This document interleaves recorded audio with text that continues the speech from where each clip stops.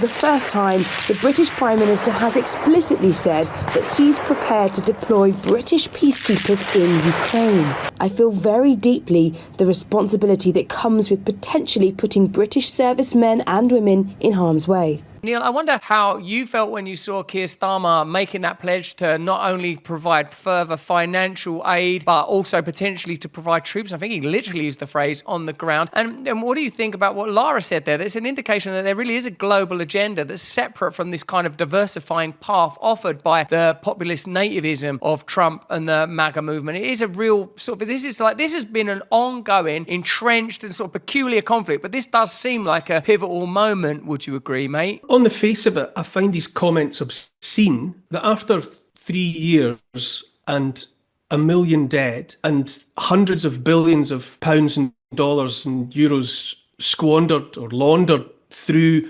Ukraine, a time when Putin and Trump are talking about a peace deal that sounds like it will be more or less what was proposed 3 years ago before 1 million people were dead. The hubris, the callousness, the cruelty, the greed, the stupidity that has been evidenced by the behaviours that have unfolded over the last 3 years, that Starmer in that context would talk about putting, I don't know, it would have to be 30,000, meaningfully, it would have to be 30,000 servicemen and women on the ground to take part in some kind of peacekeeping force that would annoy Russia by definition if British troops were on the ground in Ukraine serving that role, which means that it would be notionally exposing them to the possibility of being ground up in that charnel house that has already claimed 1 million dead. That he's saber rattling and talking about defending a front line, against Russian aggression, which is to say to perpetuate the lying myth that this was an unprovoked response by Russia 3 years ago, when history makes plain that at least since 2014 and the Maidan coup and the ethnic cleansing that then started against ethnically Russian people in the east of Ukraine. And if it didn't begin in 2014, then it began in the 50s or it began in the 90s. When Jim Baker made his promises about not an inch into the east would NATO expand,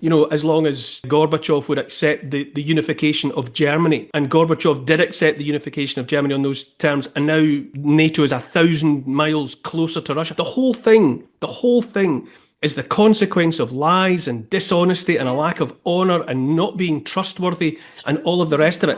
And in that context, for Starmer to talk about adding more troops as though he's taking part in this mythical defence of democracy, which it never was, I find his willingness to stand up and say that absolutely sickening, absolutely obscene. However, it's palpable nonsense anyway. There's no way realistically that it's going to happen. The British Army is, Lord Dannatt, the former head of the British Army, has already said more than once the British Army is in no condition to do anything like what Keir Starmer is proposing that it do. So in thought and in philosophy, I find it obscene and sickening and disrespectful that, to put British servicemen into a situation where they would effectively de facto be standing alongside Nazis, the Azov battalion, not neo-Nazis, actual Nazis. When the whole mythology, the supporting myth of being British, if you buy into it, is largely founded upon what happened in the Second World War and fighting against Nazis. So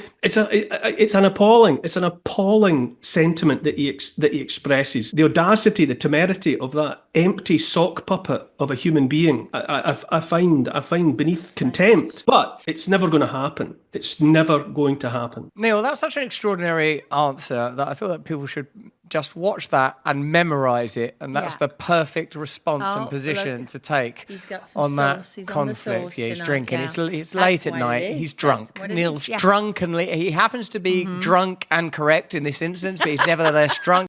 Free speech is under attack, but Rumble Premium refuses to back down. That's why you should use Rumble Premium. Support content creators like me and him and him and him and him. I'm going to say and her, but is there one? And her?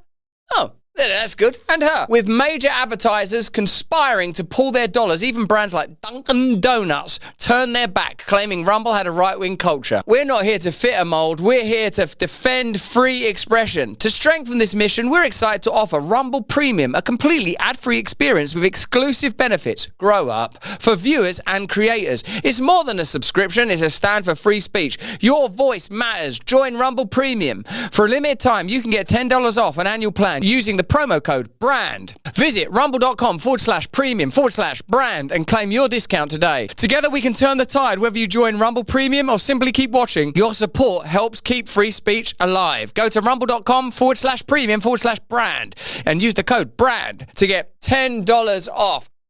Hey, thanks for watching. If you want to see more uncensored content where free speech can flourish, join our live stream. Click the link right here to watch the next video if you want to, or become a member of a growing movement. Download the Rumble app and you'll be informed every time we make a new piece of content. Stay free.